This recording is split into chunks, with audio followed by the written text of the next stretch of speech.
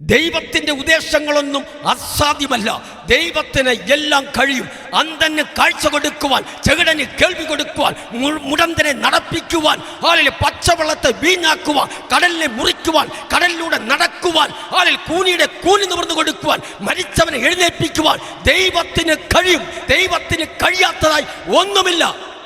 മനുഷ്യന്റെ രക്ഷാകര പദ്ധതിയുടെ ഭാഗമായി ദൈവത്തിന്റെ അഭിഷക്തന്മാരാൽ എഴുതപ്പെട്ട നമ്മുടെ കയ്യിലിരിക്കുന്ന ഈ വേദപുസ്തകത്തിന്റെ വളർച്ചയെ തടയുവാൻ ശക്തമായ ഭരണകൂടങ്ങൾ എഴുന്നേറ്റു, ബുദ്ധിജീവികൾ എഴുന്നേറ്റു, നിരീശ്വരവാദികൾ എഴുന്നേറ്റു, മതങ്ങൾ എഴുന്നേറ്റു, ജാതികൾ എഴുന്നേറ്റു, രാജ്യങ്ങൾ എഴുന്നേറ്റു.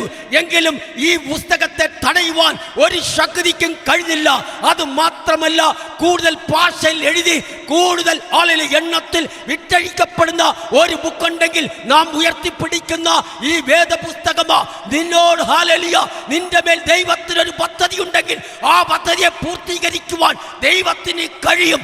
ഈ ബുക്ക് നിന്റെ ജീവനെ ചലിപ്പിക്കുന്നതാ, നിന്റെ പേര് മാറ്റുന്നതാ, നിന്റെ ചരിത്രം മാറ്റുന്നതാ, നിനക്ക് വേണ്ടി പ്രതികരിക്കുന്നതാ, നിന്നോട് സംസാരിക്കുന്നതാ, നിന്നെ രൂപാന്തരപ്പെടുത്തിയെടുക്കുന്ന ഈ ബുക്ക് നിന്റെ ജീവിതത്തിൽ ഉയർത്തിപ്പിടിക്കുക.